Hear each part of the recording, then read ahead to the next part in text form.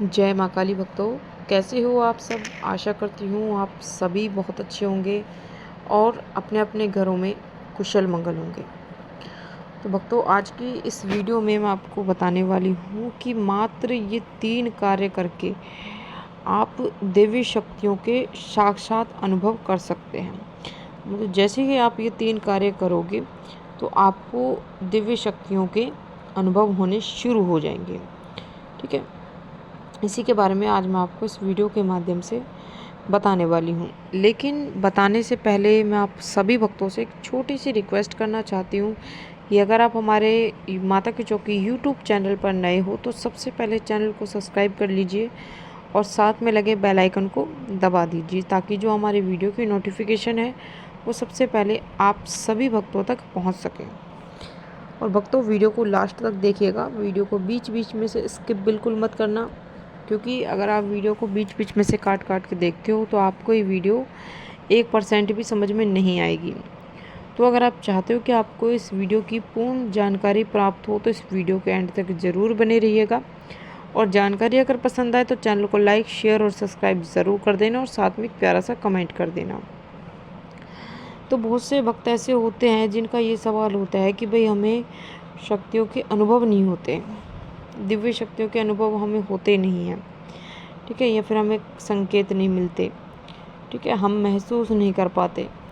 तो आज की इस वीडियो में मैं आपको ये 3 कार्य जो मैं आपको बताने जा रही हूँ, जैसे ही आप ये 3 कार्य करना शुरू कर दोगे अपनी पूजा पाठ में, तो आपको दिव्य शक्तियों के साक्षात अनुभव होने शुरू हो जाएंगे। जी हाँ, तो जब भी हम पूजा पाठ करते हैं तो कहीं ना कहीं हम कुछ गलतियां कर बैठते हैं, जिनकी वजह से दिव्य शक्तियों के अनुभव होते होते रह जाते हैं हमें। ठीक है, तो आज की इस वीडियो में मैं आपको 3 कार्य बताने वाली हूँ, तो ध्यान से सुनिएगा। देखिए, सबसे पहला जो कार्य आपको करना है कि जब अगर आपको दिव्य शक्तियों के साक्षात अनुभव आपको करने हैं तो आपको जो आपकी पूजा पाठ होती है, आपकी साधना होती है, ठीक है, उसका आपको एक निश्चित समय चुनना है। ठीक है, आप अपनी पूजा पाठ और साधना के लिए निश्चित समय चुनें। आप ऐसे नहीं कि किसी भी समय में आपने कभी भी पूजा पाठ कर दी, जब आपको समय मिला तभी पूजा पाठ। नहीं, आप एक निश्चित समय रखें पूजा पाठ करने का। ठीक है, कि इस समय मुझे अपनी पूजा पाठ करनी ही करनी है।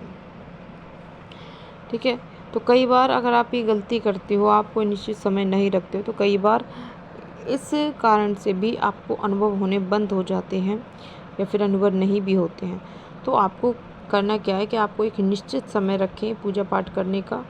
और अगर आप ब्रह्म मुहूर्त का समय निश्चित करते हो तो इससे अच्छा समय कोई हो ही नहीं सकता, क्योंकि इस समय का जो वातावरण होता है वो सकारात्मक ऊर्जाओं से भरा हुआ होता है। ठीक है, क्योंकि कहते हैं इस समय ब्रह्म मुहूर्त के समय सभी देवी देवताओं की जो शक्तियां हैं वो वातावरण में फैली हुई होती हैं। ठीक है, जिसका आपके जीवन पर बहुत अच्छा प्रभाव पड़ता है। तो आप ज़्यादा से ज़्यादा कोशिश करें कि आप ब्रह्म मुहूर्त का समय निश्चित करें अपनी पूजा पाठ के लिए। ठीक है, और जैसे ही आप ये चीज़ आप करना शुरू करोगे, ये कार्य आप करना शुरू करोगे, तो आपको शक्तियों के साक्षात अनुभव होने शुरू हो जाएंगे। आप बात करते हैं दूसरे कार्य के बारे में,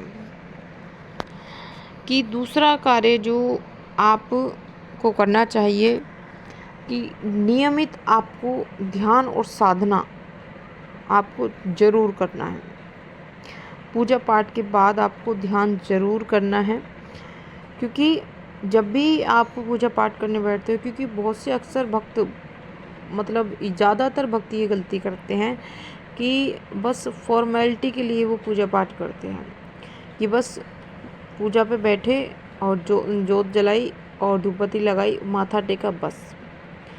नहीं, आपको जितना समय आप निकाल पाओ, आपको अपने देवी देवताओं का ध्यान आपको ज़रूर करना चाहिए। क्योंकि इतना भी समय अगर आपने नहीं निकाल पाए तो क्या फ़ायदा पूजा पाठ करने का। तो आपको थोड़ा समय निकाल कर आपको पूजा पाठ के बाद आपको ध्यान ज़रूर करना चाहिए। ठीक है, तो इस चीज़ का आप विशेष रूप से ध्यान रखें। और जब आप ये कार्य करना शुरू कर दोगे तो आप देखोगे कि आपको धीरे धीरे दिव्य शक्तियों के साक्षात अनुभव होने शुरू हो जाएंगे। ठीक है, फिर वो अनुभव आपको सपने के माध्यम से भी हो सकते हैं, मंत्र जाप के माध्यम से भी हो सकते हैं, ध्यान के माध्यम से भी हो सकते हैं, पूजा पाठ के माध्यम से भी हो सकते हैं। ठीक है, अब बात करते हैं तीसरे कार्य के बारे में, कि जब आप पूजा पाठ और ध्यान या फिर जब आप संपूर्ण कर लेते हैं, मतलब पूजा पाठ से लेकर आप जाप या ध्यान तक पूरा आप कर लेते हो, तो आपको अपने आप को जो है शांत रखना होता है। ठीक है, मौन रखना होता है, क्योंकि हमारे अंदर वो ऊर्जाएं मौजूद होती हैं। ठीक है, जब हम मंत्र जाप करते हैं तो हमारा शरीर ऊर्जाओं से भरा हुआ होता है, शक्तियों से भरा हुआ होता है। ठीक है, तो जिसकी वजह से अगर आप मान लो किसी पर गुस्सा कर देते हो या फिर तनाव में हो जाता है, आप गुस्सा करते हो, तो वो एनर्जी सारी आपकी वेस्ट हो जाती है, वो ऊर्जा सारी आपकी बर्बाद चली जाती है।